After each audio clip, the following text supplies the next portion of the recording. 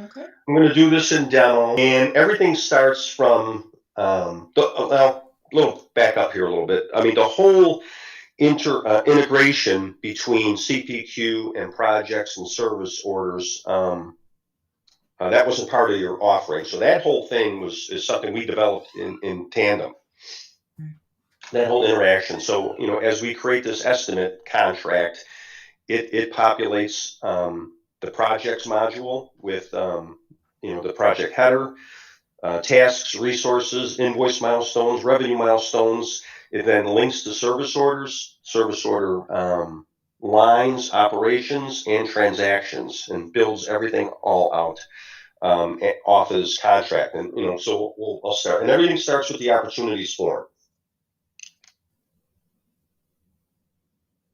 And let's see, we got a sample here. It looks good. Okay, so here we got a 750,000 gallon tank for Huntsville, Arkansas. Estimated value 1.2 million. Once we win, let's find one that's won. Here we go. So here's one for Monaga. One, this EQ configuration button. This is launch as EQ.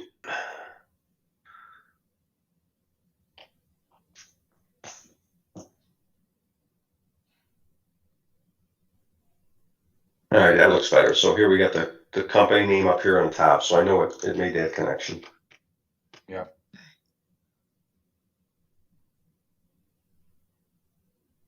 And so it'll bring in the salesperson a bunch of information from the customer as we detail, go through it. This side, this right panel gets filled out, but we got some basic information. The tank style and whatnot has been added. We added a tab of information to the units form that identify tank sizes, high water marks, the type of tank it is, whether it's a multi-leg sphere, different things like that. I can go back and just open up the units form real quick just to show you that.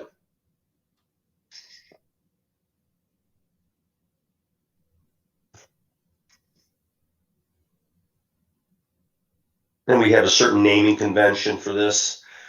Basically, everything begins with the word tank, then it's by state, then by city, and then the number of tanks, the number of tanks, if you will, in that area. So if you're going to underscore 1 and 2 and 3, they got 3 tanks in that same city. This tank attribute tab is where we identify the tank style, certain sizes, and other information that we high water level, low water level, diameter, number of legs if it's a multi-leg tank.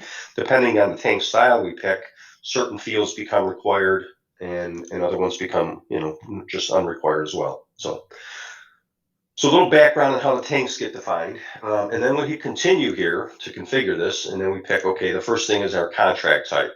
Contract for service, contract for service with terms means it's we can potentially pay out over a period of years. Contract for service is usually a one and done.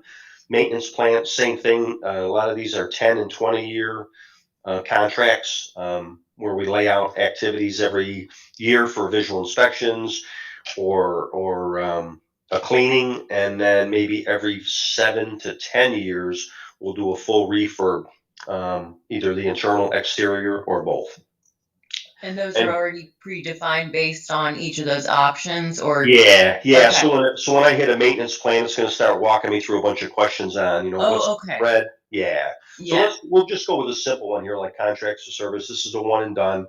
What year do we want to start the work in, and then what's their budget? Because a lot of times, they're not calendar based. They're their fiscal year. Whatever. So we identify that, and then we say, okay, what type of work? And if this is going to be a simple repair, and wage scale jobs, some states require wage scale rates, and so I identify that as well. If I hit continue, and you can see as we're making selections here, the right side is building out with everything that I've selected or didn't select. Mm-hmm. And then so what type of steel work do we want? We want some kind of miscellaneous, where it hasn't been defined yet. Fixed ladder. Oh, right, maybe. And then we're going to charge you, $100. And and 2 hours to do it. And that's our costs, and we're going to charge them $500. And we're only going to do one of those. And then you can put some additional notes in here as well. I hit continue. It's only 1 year to display. There's the type of contract. We got other bullet points we can add to the document that gets created. You can see we're up to, let's keep my total here for me, $500 if I hit finish. And if I go back to quotes, there's the one I just did, $500. If I go back into it again, I can either make more changes, or if I want to, I can create a document here. Print, generate the document, and preview. And we have a Word template that goes out. There's a bunch of language that gets added based on the type of selections we have. And we'll insert those as necessary, but this is what we get to send to the customer. And if everything goes okay, then we can come back into EQ here, and then we would then convert it to an order. And then after that flips, it creates an order in the orders form here in EQ. And then this button changes to push the CSI, and it actually pushes in the contract or the project and the service order for the work.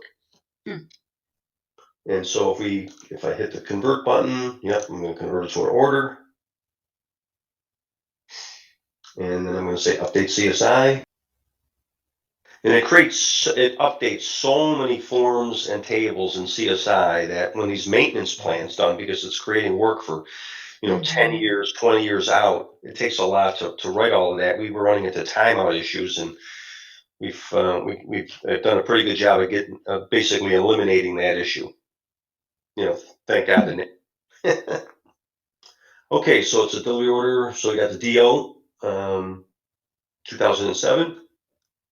There's the quote, there's the project. So I'm going to highlight that so we can follow this thing through. I'll hit close. So there's our doc. If I go here, it's now an order right there. And if we go back here and open up the projects form,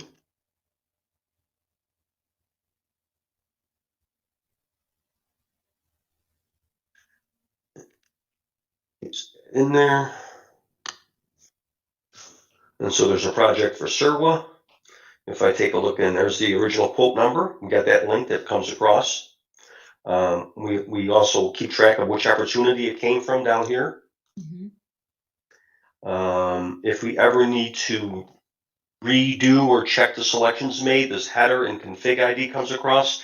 We can go into EQ simulation, and we can kind of recreate how the quote was done in case something was a little off. If we take a look at tasks, there should only be one task, and that's the year one task. And if we take a look at the resource for that task,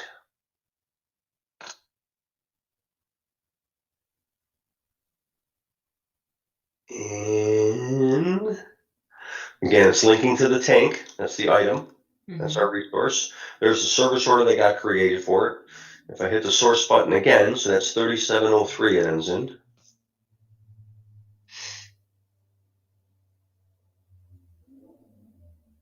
And here's our service order. Again, link back to the project. If I take a look at the lines, there's only one line. There's our item again. If I take a look at the operations that they have to perform, we have steel repair. We have an operation code called steel repair.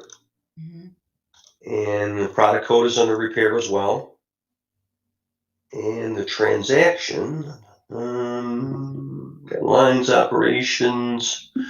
Usually there was some notes that would come across here, but I didn't really enter any in.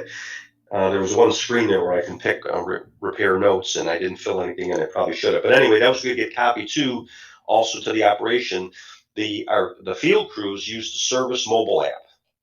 to perform all of this work and report their labor and mainly labor is what we're trying to collect from them in the field. Okay. And then if I take a look at the transactions,